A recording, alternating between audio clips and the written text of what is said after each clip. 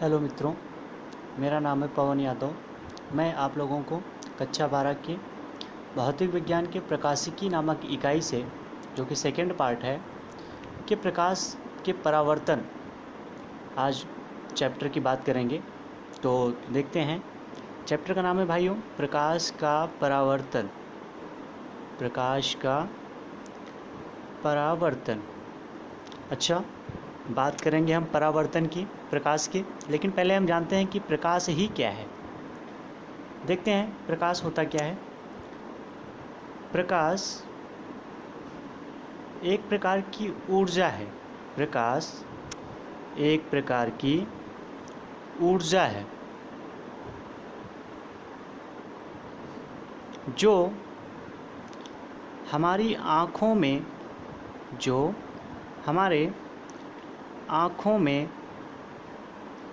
प्रवेश करने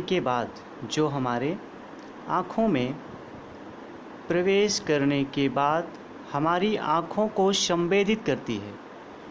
प्रवेश करने के बाद हमारी आँखों को संवेदित करती है।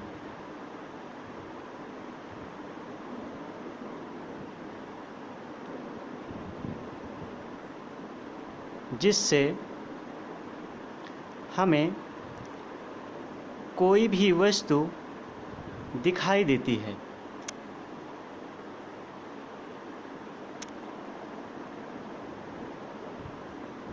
ये प्रकाश की डेफिनेशन हो गई दोस्तों, ठीक है। चलिए, अब जानते हैं कि प्रकाश के गुण कौन कौन से हैं। प्रकाश के गुणों की बात करते हैं। तो सबसे पहला प्रकाश का गुण जो आता है, यही जो चैप्टर आप पढ़ने वाले हो, इसी गुण का नाम लेते हैं, प्रकाश का परावर्तन। मतलब प्रकाश में परावर्तन का गुण पाया जाता है। प्रकाश में परावर्तन का गुण पाया जाता है।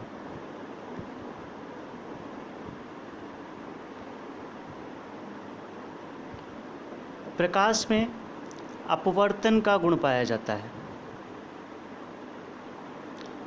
प्रकाश में व्यतिकरण का गुण पाया जाता है। ये हमारे सिलेबस की चीज़ें हैं भाइयों, आगे हम इसे पढ़ेंगे, अन्य चैप्टर्स हैं। प्रकाश में परावर्तन, अपवर्तन, व्यतिकरण, ध्रुवण का गुण पाया जाता है।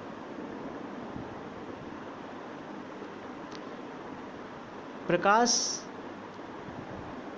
एक प्रकार की विद्युत चुंबकीय तरंग है। विद्युत चुंबकीय तरंग होती है।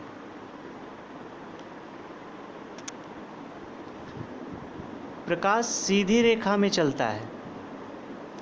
प्रकाश सीधी रेखा में चलता है। ये कई प्रयोगों के द्वारा भी सिद्ध हुआ है कि प्रकाश सीधी रेखा में चलता है। कैसे चलता है इसकी भी व्याख्या हम करेंगे। चलिए अभी करते हैं। मान के चलो प्रकाश कहीं से प्रवेश कर रहा है, सीधे सीधे आ रहा है। यहाँ कोई अपारदर्शी वस्तु रख दी है, जैसे लकड़ी हो गया, और भी कोई अपारदर्शी वस्तु जैसे लकड़ी या पेन या जो भी चीज़ें हों जो अपारदर्शी हो, अर्थात जिनमें से प्रकाश हो करके बाहर ना निकल सके, ठीक है। तो प्रकाश जब इसमें से जाएगा, सीधे यहाँ पड़ेगा, तो इसके सामने क्या बन जाएगी? शैडो बन जाएगी, छाया बन जाएगी। दूसरी तरफ छाया बन जाएगी। इससे ये सिद्ध होता है कि प्रकाश एक सीधी रेखा में चलता है। आगे गुण देखेंगे अब। प्रकाश की चाल 3 × 10⁸ मीटर प्रति सेकंड होती है। अर्थात 1 सेकंड में प्रकाश 3 × 10⁸ मीटर चल सकता है। ये प्रकाश की चाल है, वो भी किस में? निर्वात में।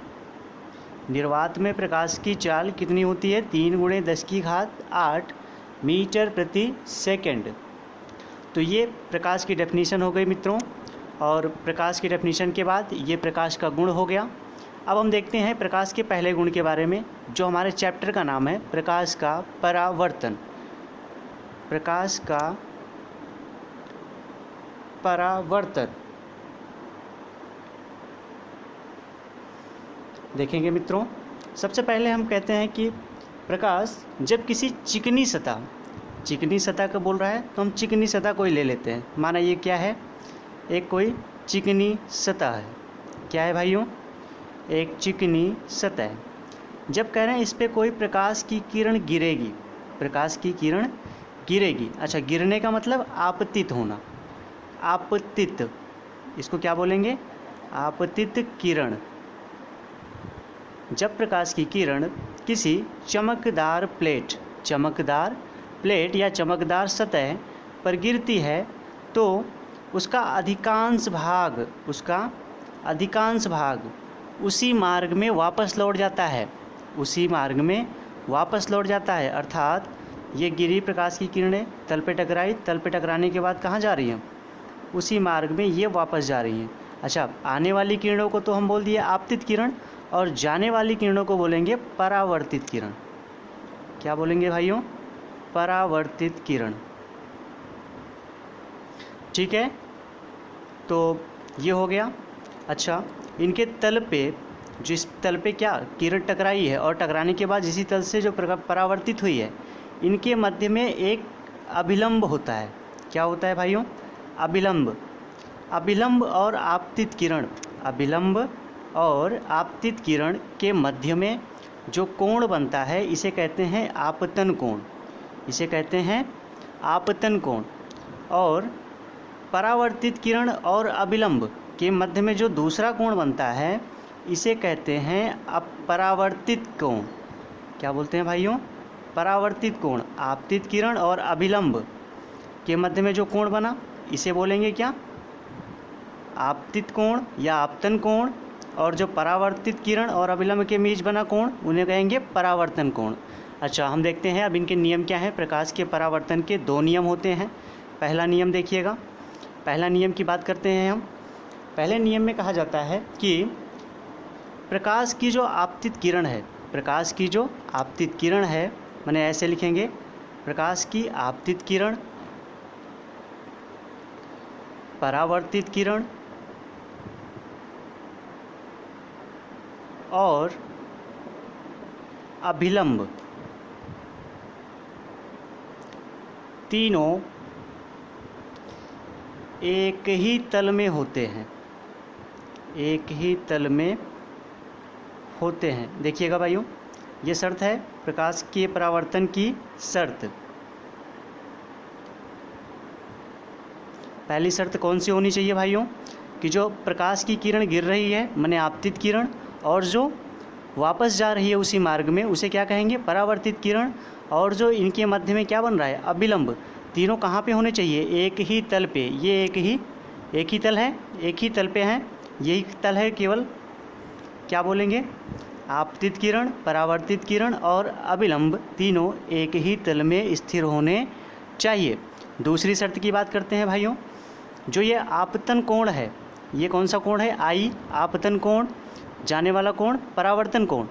ठीक है, आपतन कोण और परावर्तन कोण दोनों का मान समान होना चाहिए। दूसरी शर्त के बारे में बात करेंगे अब। आपतन कोण को किससे दिखा रहे हैं, आई से, तथा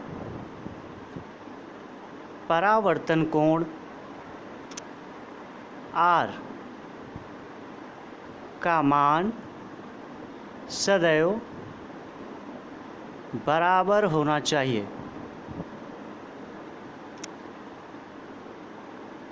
तो भाइयों, ये था प्रकाश का परावर्तन और इसके प्रकाश के गुण और प्रकाश के परावर्तन की जो शर्तें हैं वो भी था।